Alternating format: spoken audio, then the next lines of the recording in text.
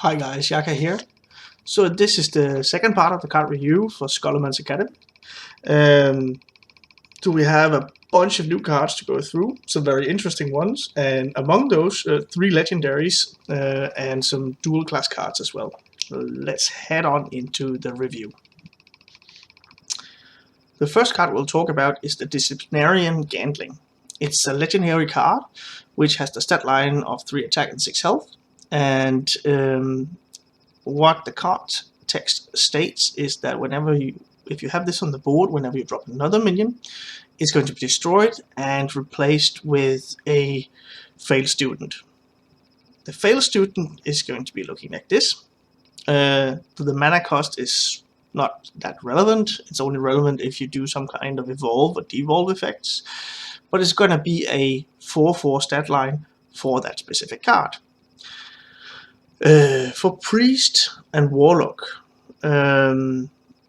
Warlock has this as a proven concept, generally used many times in the early stages of a new expansion. The Zoo-Lock playstyle is something that is generally really powerful because it's a proven concept that works.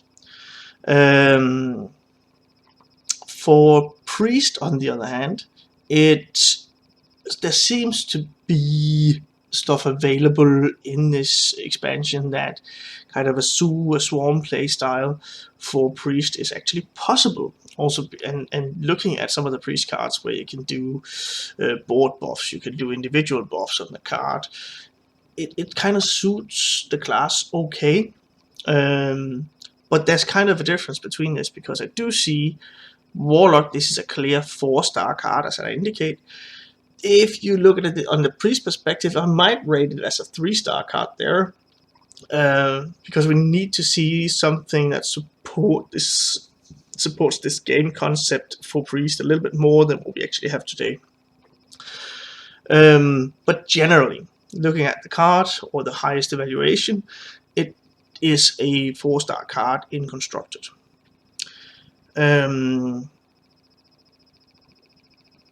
There's also a bunch of strong death rattle effects right now. For instance, if you look at Warrior, you have your Egg Warrior, where you run your Serpent Eggs.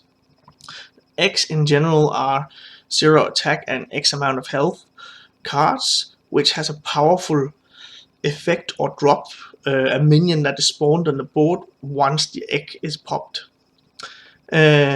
And right now there's actually a bunch of eggs which suits this quite well. But it's not something that you just want to drop on for, because the card will be a target to be removed as soon as possible. So it's towards the later stages of the game, if you assume you've lost the board state, and then you can rebuild the board quite effectively with this card. But that's also good, because sometimes that's really what you want to do. You present a board, you have a bunch of threats, it's dealt with. You present another board. Each and every time you can present a board that your opponent has to answer, then you're kind of leaning into the swarm play style of whatever deck you have, whether it be Priest or Warlock. So Constructed, definitely a good card. I rated 4 stars. It's a very good support card. It's not going to break the archetype or anything, but it's going to be a solid inclusion for that specific deck type. For Arena, it's a completely different beast altogether, because generally Arena drafts, you have your mid-range decks, you have your early game, which is really important, and then you transition this into the late game. It's a good stat line. It's definitely it passes the vanilla test. But if you, after you have your turn 4, want to drop a 5 or 6 drop, then this actually hurts you unless you have a very specific deck that actually supports this. And this being a legendary, it's not something that you'll have consistently in the arena. So therefore, a very poor arena card. It's not something that, unless you want to try something completely nuts and you get this offered really early in the draft, that you want to play around in any way. I'm not saying never ever do it, but I would say that it's generally a very bad idea to constrict yourself from certain cards, which is of a high power level, simply because they're too expensive, and then trying to build around this one card out of 30 that is so difficult to get in your starting hand or over the course of the first 4 turns that you can drop this on 4, 5, or 6.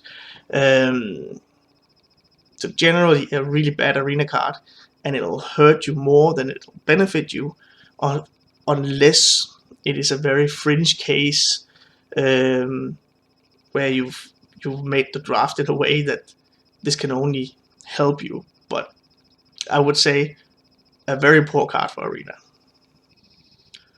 Boneweb Egg. That's the next one we have. So it quite connects well with the last card we talked about. So this is a 2-mana 0/2, and it has 2 effects. It has the Death Rattle. I guess that's the only effect, which summons 2 2/1 spiders. And the 2/1 spiders are 1 mana 2/1s with the beast tag. But there's a second way to trigger its Death Rattle. You can also discard it. This means that you have, in the past, there's been pushed a archetype with the discard lock, and there's also some at the very beginning of the last expansion there were this Hand of Gul'dan discard Zoo playstyle. So I guess that's still something that could actually work, where this would be the possibility for, if you don't have the Hand of Gul'dan, then you discard this one instead, then you still get the Death Rattle off. But just like we talked about with the last card, you can also just drop this on the board and destroy it somehow. There's different ways to do this, where you'll reap the benefits of destroying one of your minions and then having an effect trigger of the card that destroys it. But also this one, when that is destroyed, you also just generate a broader board, which then allows for you to utilize that on top of the other effect. This is very much a build around.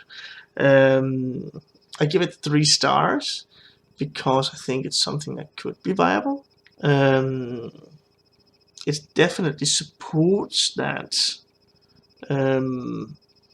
X-Zoo or destroy your own minion Zoo playstyle. Because the downside to this being destroyed, it's not really there. You actually want this to proc, to be destroyed.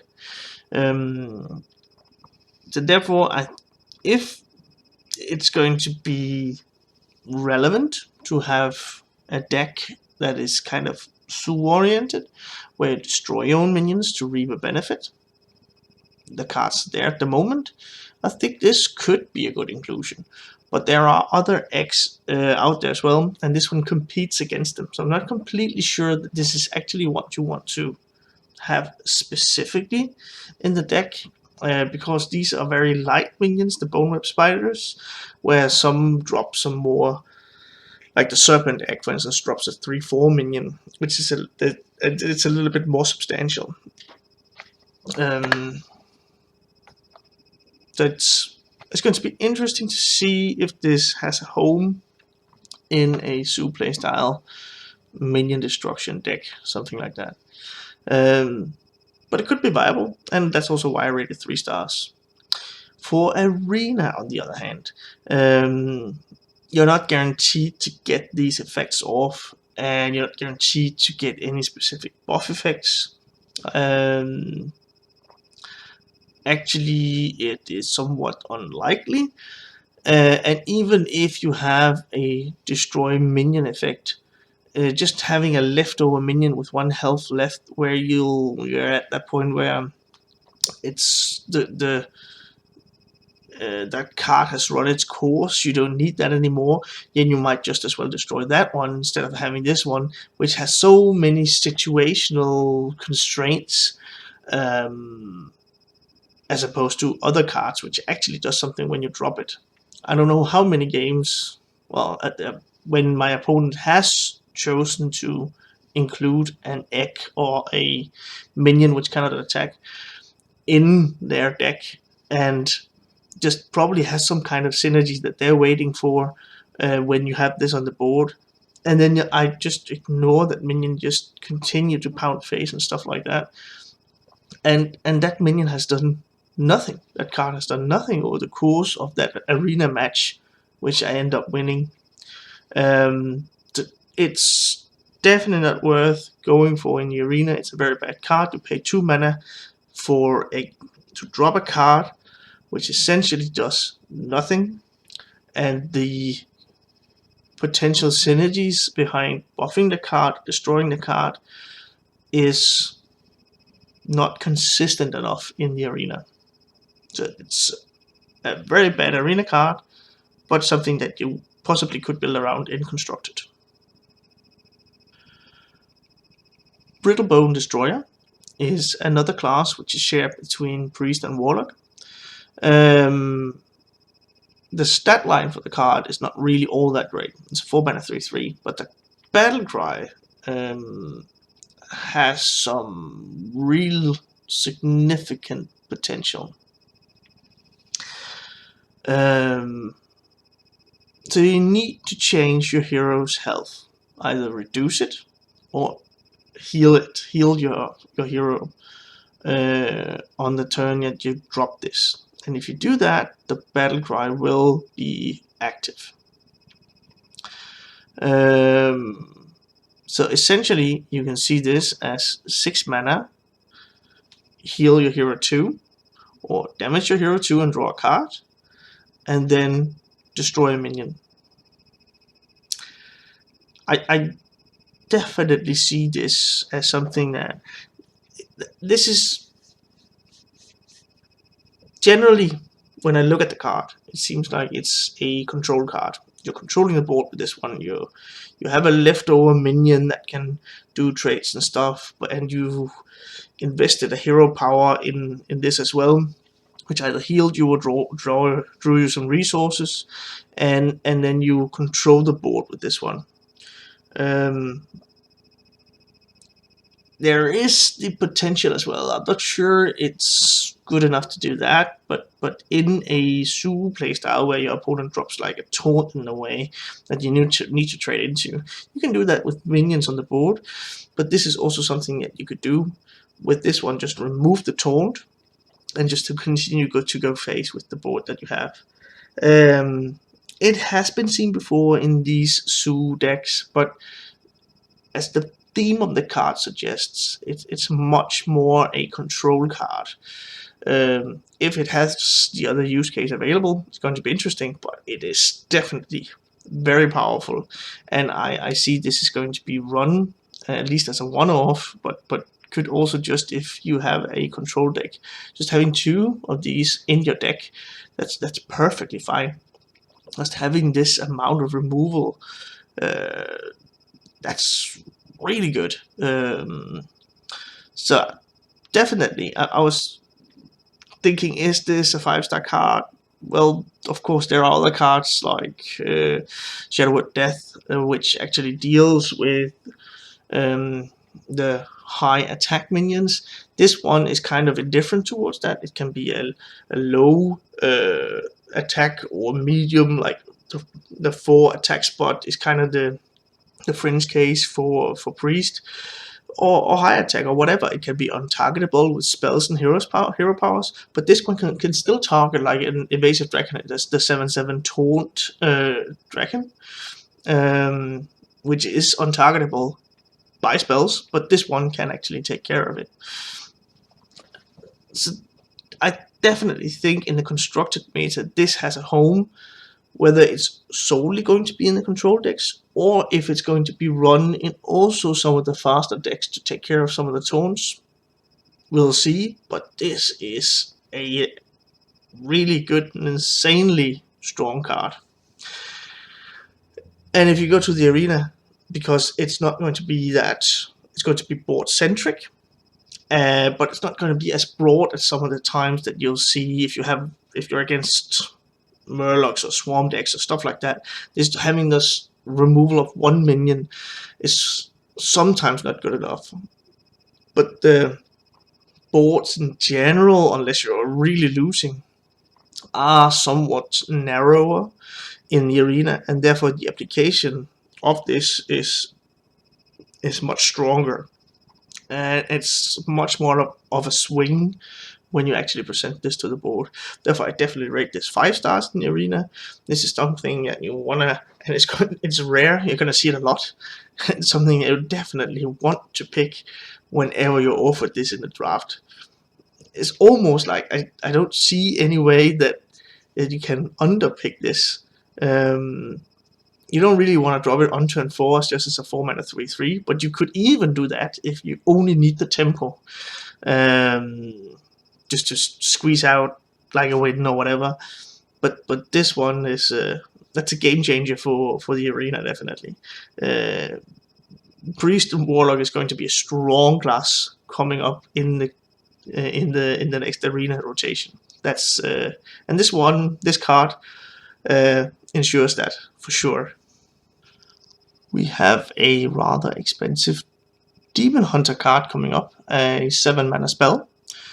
It's an AoE, which stands for Area of Effect. So it affects multiple targets. It has a broad application on the board. It somewhat resembles the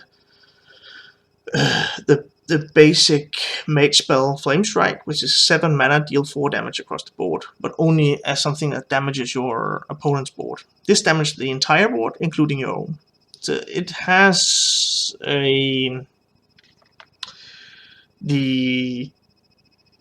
when you have this dual-sided effect, you need to make sure that you use it, of course, correctly, that you don't hurt yourself more with using this card. But it might even upgrade your board, because each and every minion that you destroy, whether it is your opponent's or your own, you get generated a Spirit of Vengeance card. Spirit of Vengeance is just, the 3 mana is not really relevant because it's just summoned, but it's a 3 attack, 3 life minion with no tribe or effect or anything.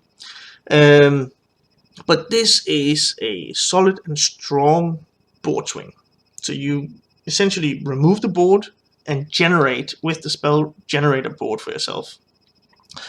I've heard a little bit of reviews on this, that people saying, this is too bad, it's too expensive, it's not going to do anything.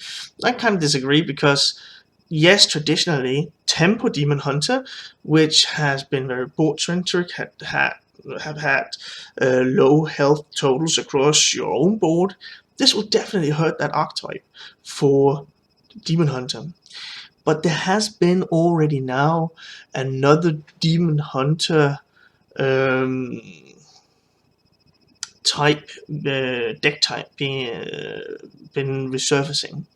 And that is the Control Demon Hunter. There's a bunch of cards which actually support this. They have just not been strong enough compared to the Tempo Demon Hunter side. But if that archetype is going to be good, this is going to be something that's definitely included. And it seems like it's strong enough. People are getting some good results with this one specifically. If you're up against some of the traditional control classes, you might still fall short with the Control Demon Hunter. For instance, against Priest and Warrior to some extent. They do this maybe just a little bit better. But if you get the right tools, you can still wreak havoc on those aggro and Zoo decks. So this is something that pushes maybe or supports a new type of Demon Hunter deck. So I think it's strong. I think it's going to see play, and I think it's going to be included in some of the deck lists for the Control Demon Hunter side. We'll see if that's correct, but if you look towards that's the constructed side. some of the same arguments still hold true to Arena, and even more so because you can't rely specifically on getting the Tempo Demon Hunter build or the control build, but in a mid-range perspective, this is exactly it. In Arena, cards that are somewhat expensive, like this 7-mana spell, you want this to provide a board swing. So, and that's kind of the shortcoming of the Flame Strike from Mage. You reset the board. You don't do a board swing. This is exactly what you do with this card. You reset the board, but then you spawn a bunch of minions on your side of the board, which essentially say, well, I reset everything, but then here's a board that you need to take care of right away, unless you want me to spiral out of control. So therefore, this is insanely strong in Arena. So this is a card that you don't mind picking, because if you do fall behind, this will allow you to swing the board back in your favor. So a completely insane and strong Arena card. And you're going to see it a lot. It's just rare. It's going to be in many drafts, unless there's some balancing done between the classes, that this is not presented to you in drafts all that much. But it's going to be strong in the Arena when you do get it, and you definitely want to pick it. One more legendary. This time it's a pure rogue legendary. Infiltrator Lillian is a 4-mana 4/2. So right off the top, when you do see this card, you know you need to have a strong effect behind the card. It has stealth, and Death Rattle summons a 4/2 Forsaken Lillian that attacks right away a random enemy. This card is really interesting. I don't give it that high of a star rating in Constructed. This might be wrong, we'll see, because right now there's a stealth rogue archetype with the stealth Galakrond rogue, and this could support that quite well actually, because it's not too expensive. If you look at the stats for it, essentially what you pay is a 4-mana for 4 points of stats, 8 attack, and 4 points of health. However, the Forsaken Lillian, you can see it here, you do not get to choose. You can affect where Forsaken Lillian might go. When you trade, you can of course only attack a specific target that is left on the board, either the board or the opposing hero. But you can still affect this somehow. So this is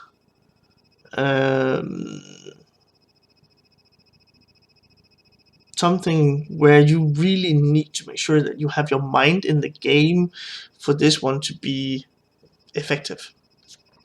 But I still think that this is something that can be played in a stealth rogue build, and that's why I rate it high enough. Some people, I'm quite in the middle on this. I've heard people say this is a really bad card, and I've heard people say, oh, this is completely insane. I'm kind of in the middle there. It can go either way. I don't think it is completely strong, but it has this interesting effect that if, for instance, if you attack with it, so it's not stealthed anymore, and the opponent actually attacks Infiltrator Lillian and triggers the Death Rattle, it also provides an effect on your opponent's turn, and that's usually been reserved for secrets. And this is really interesting. It's a really interesting card that is printed with this specific effect, that you do something that affects your opponent directly, the hero, or affects the board that the opponent has developed over the course of the turn. So it could fit in a deck. I don't see that it's unplayable, but it needs a bunch of support. The stealth rogue build probably needs to happen, because it's not going to be strong enough to carry a deck. It needs a bunch of support, but if it's there, I see it could be run. That's why I rated the 3 stars. It's not going to need an immense amount of support, but it needs something. People has been resembling this to Ukuma, which is the prime legendary that we got from the last expansion. That was a 3/4 stealth, which produces a prime which is permanently stealthed, and that one it was tried out in the beginning, but it's not seen any play in the current meta decks. And that's kind of the resemblance that people has, but this has a somewhat skewed effect as opposed to get permanently stealth. You have some tempo with this right away. You don't have to shuffle it back in the deck and draw it and then play it. It does something right away. So therefore I think it has a different use case than what we saw with the Ukuma legendary card from the last expansion. In Arena, just getting a board state, getting tempo, and having you dictate, because it's stealthed, you can dictate the trade, you decide when it's unstealthed and do stuff like this. You don't have to concern yourself too much with AoE effects, because they're not going to be right throughout the arena. So therefore it's somewhat stronger, and I rated 4 stars. It's a legendary, you're not going to be seeing it all that much, but if you are up against some other legendaries, it's a solid pick for Rogue. You want those low cost effective tempo cards, and it fits the bill on all this. So it's something that you wouldn't mind at all drafting in the arena. It's a good arena card. You're just not going to see it all that much.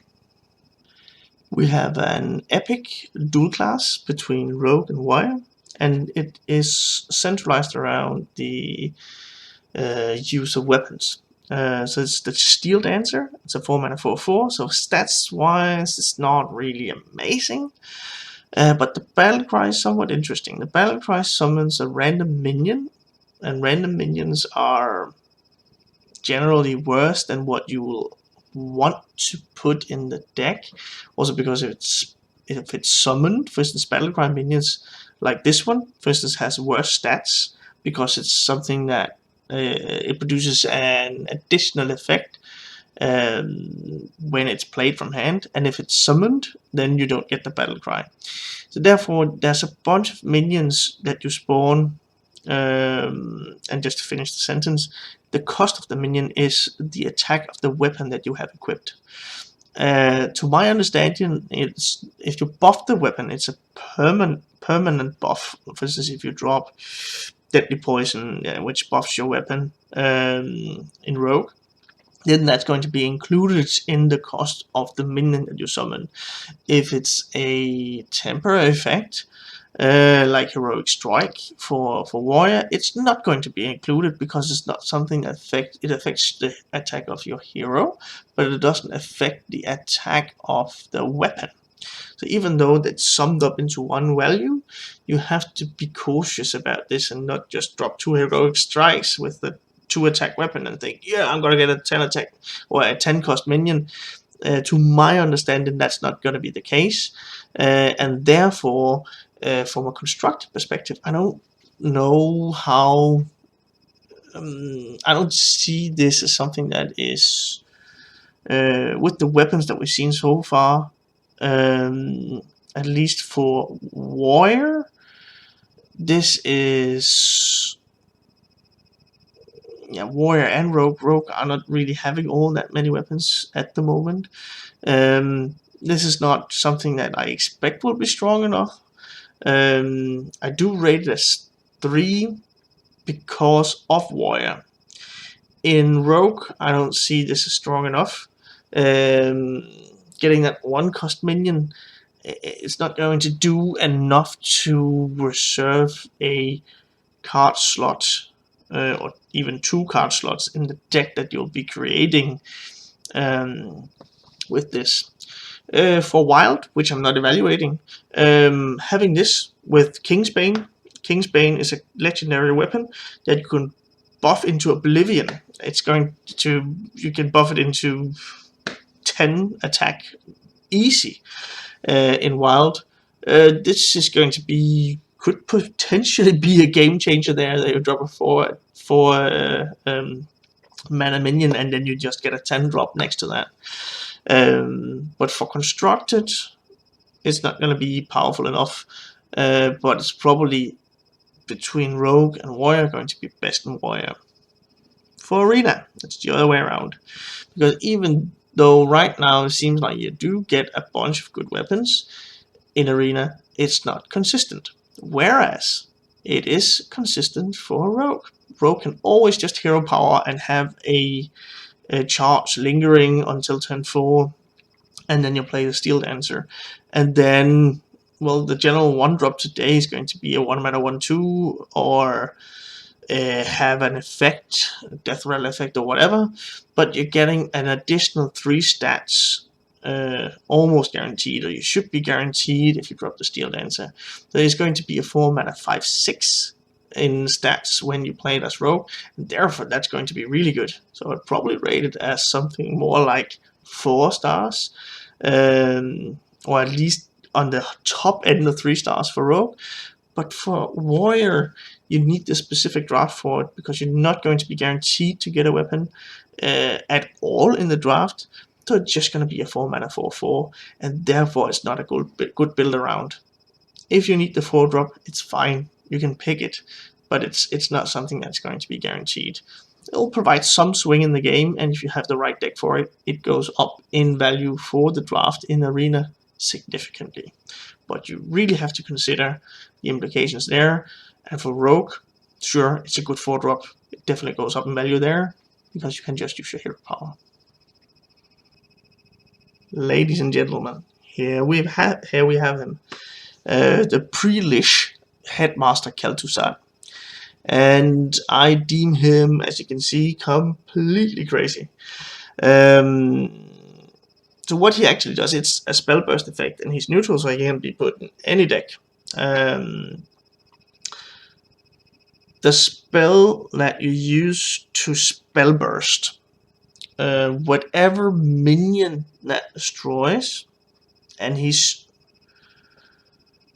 I'm pretty sure he still needs to be on the board, Kel'thuzad. But any minion that spell destroys, that destroyed minion will spawn on your side of the board. This is a great control tool for many of the control decks. And for instance, if you have your opponent drop the huge charge minion or whatever, and then you manage to drop Kel'thuzad, you finish off your opponent's minion, and then you spawn it on your side. Well, there's a bunch of implications for this, generally revolving around the control aspects of this card. And it's a solid stat line for the card. I'm not sure it's going to be lingering around for many turns, so you probably need to have something that you do while you drop this. So it's not a turn 5 play, but with the effect, this is going to be completely nuts. I expect so, at least. This is a signature card for the expansion, and I'm pretty sure with the amount of spells that we have which can destroy either broad, from a broad perspective, many minions, or just destroy a single minion with a high stat line. This is definitely something that you want to include, going to be an order include in many of the decks that we will see after the expansion goes live. But as I do say, it's going to be towards the control aspects of the game. It's not going to be something that you see slotted into aggro decks, and then yes, we'll just use this to steal off some of the opponent's minions. That's not what you want to use 5 mana for. You want to develop damage to go to face. So it's going to be in other parts of the game, the mid range and the control aspects, where we'll see this specifically. That's for constructed. I see this applied in many cases where you have any use case for spells that destroy some stuff. Arena is kind of the same thing. It's still going to be crazy there, even though spells is not going to be right throughout the entire all the decks that you draft. It's less consistent to get spells there, but the spells that you do get, having this effect on top of that, or just dropping this is a solidly statted 5 cost minion. You could just drop that on the board, and it works just as well as it had Taunt, because it's a priority removal target for your opponent. So unless your opponent has lethal somehow, it's going to be removed. Every bit of damage that could go face to you will be put into this minion. That also has a good effect in the arena, that you can actually put this on the board and dictate, well, this might be if you don't have a spell, I would much rather remove this minion that you have on the board, but because Kel'thuzad is this lingering threat, it is a priority removal target that will always draw attention from your opponent. And therefore, I also rate this 5 stars there.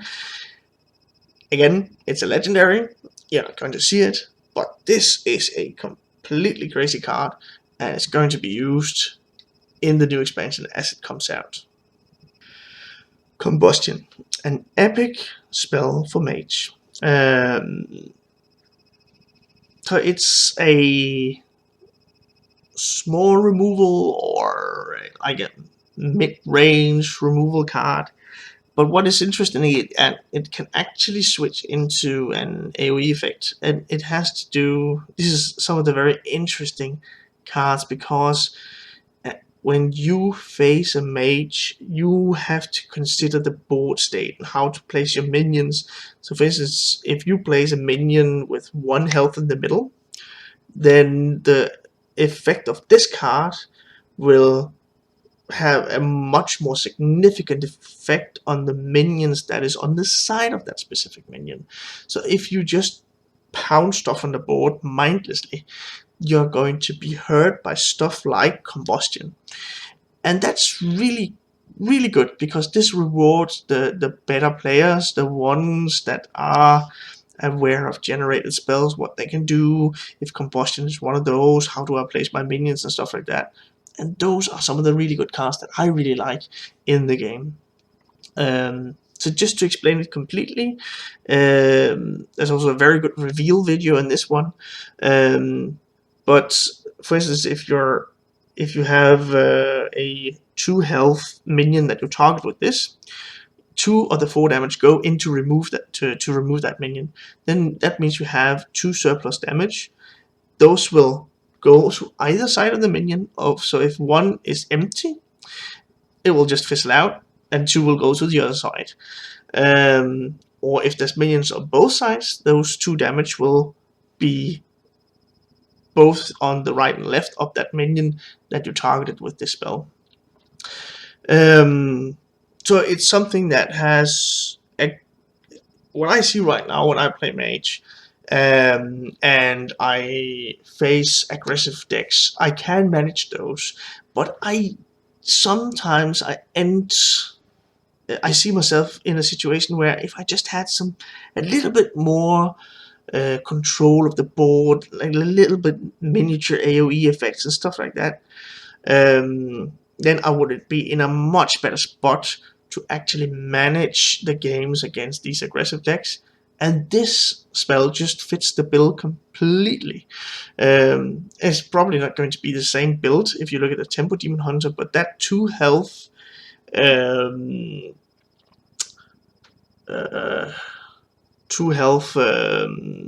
bar that you need to hit in order to have an AoE, a significant AoE effect, I would call it. That's just what we see today, and generally these the decks which are Swarm, which are Sue in playstyle, they have low health, and this is a great way of managing board states where you many times as a mage need to wait until the later stages of the game before you hit your blizzards, your flame strikes, and your box of Yacca and stuff like that. So this is a very good option for you to have in the early game. So I think this is definitely going to be included. It's not going to break the game, but it's just going to mean that you will have some more consistent mage decks out there in Constructed. Looking towards Arena, this just fits the bill completely.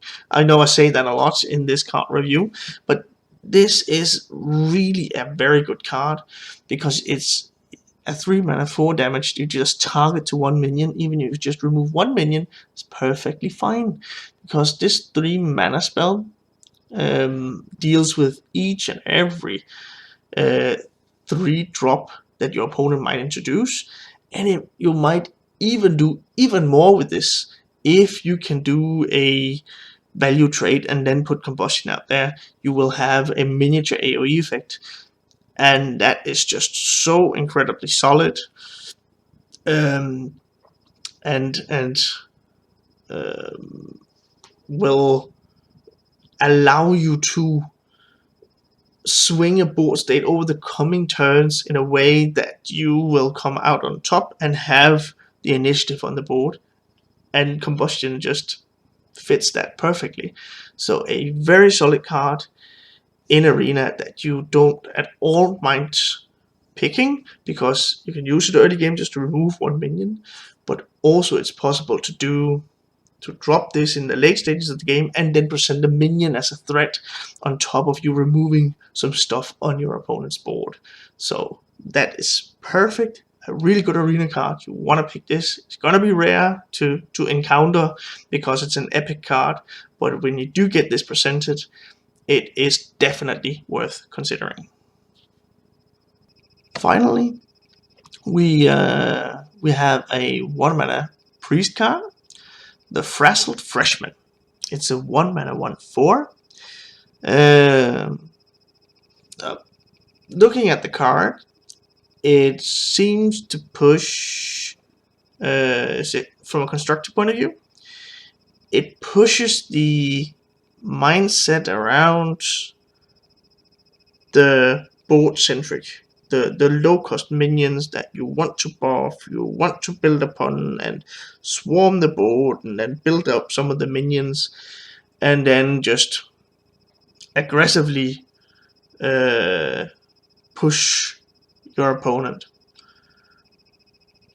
Again, one of the real big challenges for this specific build is that when you do have these Zoo decks, what Priest does not have at the moment is a good way of drawing minions. As a Warlock, you just push the hero power, you invest some of your health in drawing cards. It really suits the Zoo playstyle really well, because your health is only relevant at that point in time where you've dropped everything and you don't have any minions and then you're out of health anyway. So you reinvest your health in building your board. Priest does not have that option. Therefore, you fizzle out of cards really easy, and right now I haven't seen any cards which support this. I do give this a 3-star rating because there seems to be a lot of support for it. I'm out on a limb because I haven't seen all the Priest cards, but this could be enough that it might be a low tier deck, but something that you could utilize in order to surprise some opponents somewhat. So it's strong. If you look at the stat line, it's 5 points of stats for 1 mana. Essentially, 5 points of stats is what you want out of a 2-drop. So what you are getting is a 2-drop for 1 mana. That should warrant that this is strong enough to be rated 3 stars, just in Constructed. You could also do, what's that called? I think it's called Inner Fire. So on turn 1, you drop this. On turn 2, you drop Inner Fire and make this a 4/4. From what I remember, you don't have, it's Divine Spirit that's removed right now. It's been a while since I played Priest with this specific archetype in mind, but of course that will provide you for 2 mana on turn 2 a 4/4 minion that you can go face with. that is something that is worth considering, because that's the only deck which can do this in the game.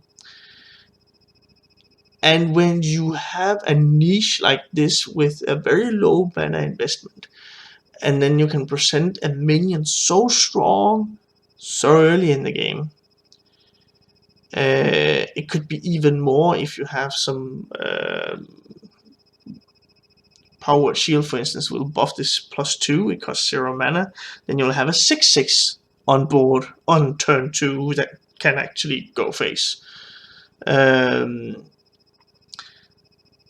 That is a force to be reckoned with, and also why I do rate this 3 stars, because there's some potential there in doing a very early board swing in order to push a win early on with Priest and just spiral out of control with that. It might fall short, there's a good chance it might. I do have my concerns about this, simply because the reload, you have one shot at this and you need a specific amount of cards to actually make this work, and when that's the case, it is too inconsistent to work in constructed usually. So I only rated 3. However, for Arena, this is insane, man. Getting a 2-drop for 1 mana, that's just perfect. It's so minion focused, and the stats are really good for Priest as well, because the health is high, so you can actually invest your hero power in this.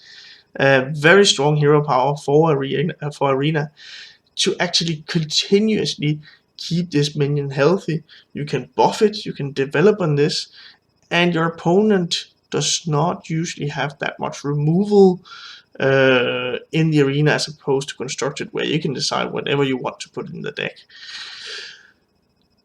So a 1-drop which easily can contest a 2-drop, wow, that is really great, and definitely something that you want to draft. You don't want too many of these, but having those in the deck in general, having the possibility to drop this on 1, will just wreck your opponent's game plan many times, and therefore this is really, really strong, and definitely something you want there. Even though it doesn't have an effect, it is completely and complete and solid card in the Arena. That sums up part 2 of my Scholomance Academy card review. I know that already now more cards are pouring in, and I'll jump into those reviews. There's going to be some interesting cards coming up in the next review. I'm really looking forward to it. And I thank you for the comments, that I received in the last video. If there's anything else, just let me know. It's great to communicate with you guys in the community as well. I am really excited about this expansion coming up. Just having the first cards revealed right now, it is shaping up to be a really interesting meta, and there's the possibility, at least for some of the really relevant high tier decks that we see at the moment, that these will shift somewhat around with the power level and the different opportunities that we get from the cards that's been revealed already so far. So let's see if this keeps up, and if there's going to be even more interesting cards coming for us in the coming days before the release of the new expansion.